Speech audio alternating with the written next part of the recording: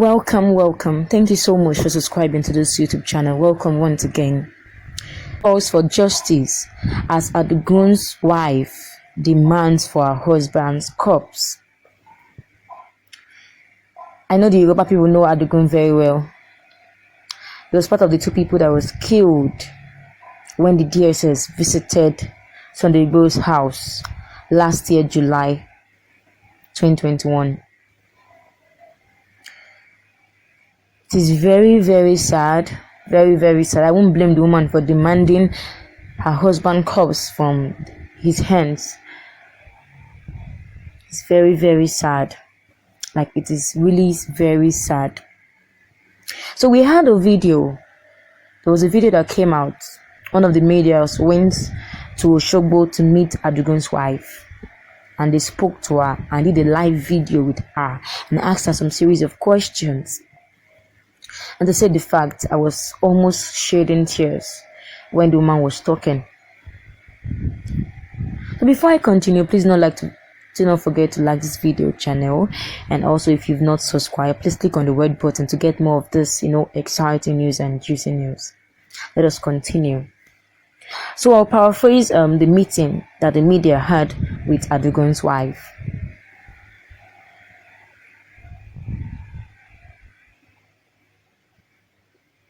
So it's now 2 years and 3 months and 2 days since Adogan died in Sunday Igboho's house. And it has been 2 years of torture, 3 months of pain, and 2 days of great ordeal for this woman. Her name is Mrs. Abisola Adisa.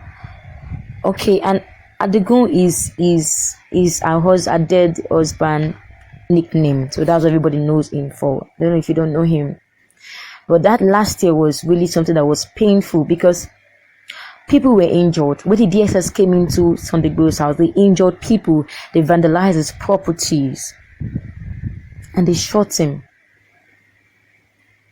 They put him in jail. For what? Because he was fighting for the freedom of the Yoruba people. He didn't do anything bad. He didn't kill anybody. He didn't go to steal, rob any bank. No. All he did was to come out and peacefully protest. Peacefully come out and declare that the Yoruba people, they are tired of suffering, that they want to leave. That was the reason why the government sent those DSS. So let us go back, to the video that they did for the wife of Adogan, Mrs. Abisola. Let us see the questions that they asked her and her reply. So they asked her, so since when, how many times, how will I put it, for how long now, since 2019, that they killed your husband, how has it been? She said, it has really been very, very tough. It's really been very, very tough. So they asked her, what challenges has she been facing after the death of her husband? She said it has been tough. It has been so tough for her and the child to give birth for Adogan. She said Adogan's mother is now very aged, and she had to take the woman to stay with her because after her son's death, because the woman could not see her son's corpse, she became mentally imbalanced and traumatized. You could not hear what you're saying, that whenever she wants to tell the woman something, she have to mention it like 5-6 times for the woman to be able to hear. That if the woman had been saying her son's grave, it would have been easy for her, but no, she didn't see the body, nothing.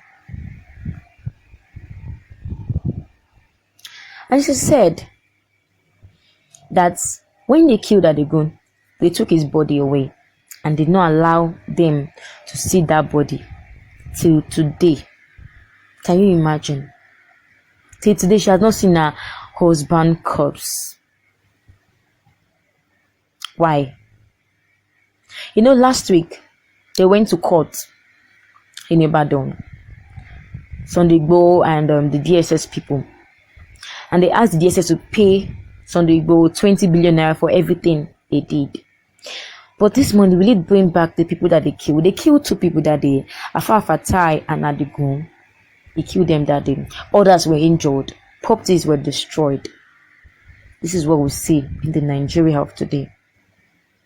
When you try to speak out of bondage, speak out of the slavery, they try to silence somebody. But thank God that after all the ordeals, after everything, after all the persecutions, Sunday Igboho is then standing up. Then nothing can bring him down, because God is helping him. God is the one that is fighting this battle. It's not the help, it's not the power of the Yoruba people, it's God that is helping them. So nobody can stop them. So sorry for deviating. Let me go back to the woman. So Mrs. Abisola Adisa said the court ruled that they should go and do an autopsy on Adogan'S body before they can, give a judgment on the case. And she was like, how can that be possible when there is no corpse? She said she was like, as if since today she still imagined that. How can something like that happen when there is no corpse? Normally an autopsy is done on a dead body, right? But there's no corpse. What do they want them to do on it? How can they have the autopsy when there is no corpse? The court has been quiet about it for some time now. She said that the DSS denied that anybody was killed there. That the blood that was in Sunday Igboho's house was the blood of an animal. That they cannot lay any claim that nobody was killed. He said the police did not allow the family members to go and see the dead body, the corpse, whether it's in a mortuary or in the hospital. They never allowed the family members. She said up to today that they haven't seen it. They have not seen the dead body.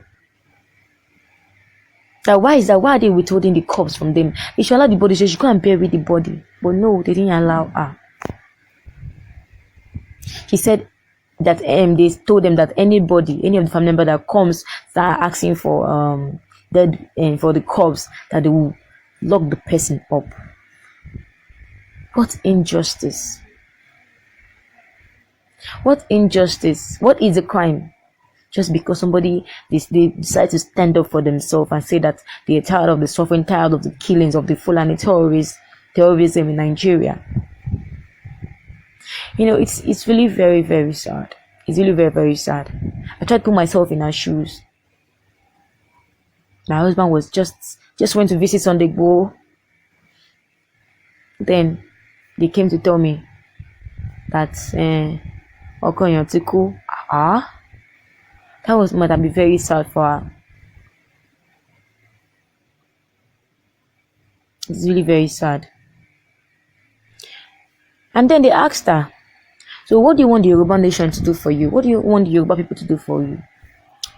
And she said she wished she could fight for her husband, for her dead husband. That she's not scared of anybody. She can come out and talk. Nobody. She's not scared of anybody. She's only scared of God. She's only afraid of God. But she wished she can come out. But these people that she is fighting against, these people that killed her husband, are not people that one person can stand against. That all she's asking Yoruba people for is they should bring justice. She wants justice for her husband, Adogan. She said this 3 times. She said she wants justice for Adogan. Justice for Adogan. And I don't know if the Yoruba people can give her this request. Justice. The person is already dead. But the people that killed this man should not go like that. They should not go like that. I'm appealing on her behalf to all those, the Yoruba agitators abroad and in Nigeria to stand up and fight for this woman. Give this woman justice. That is only what she's asking. She's not asking for their money. She's not saying that no. She's only asking for justice. And I pray that God will strengthen the Yoruba agitators. And they'll be able to do this even with the wisdom of God. Let's look at the comments of people concerning this woman's case. Somebody said, God will punish them for you. Anyone that terminated your husband Adogan's life, they will also terminate the person's life. The killers will not go unpunished by God. And somebody said, so painful. Yeah, it is so painful. It is so painful. It's so painful. So painful. The person did not steal. No criminal records. No nothing. Just because they just wanted freedom, and he was killed. What is your feel about this? What is your take on this? On how Adogan was killed and the DSS refused to give his corpse to the family to go and bury for how many years now? And the family have been traumatized. What do you feel about it? What do you feel? What is your take? Let me hear this in the comment section. Please don't forget to like this video channel. For those who have subscribed, who have not subscribed, please don't forget to click on the red button and subscribe to get more of this news. Thank you so much for your time. God bless.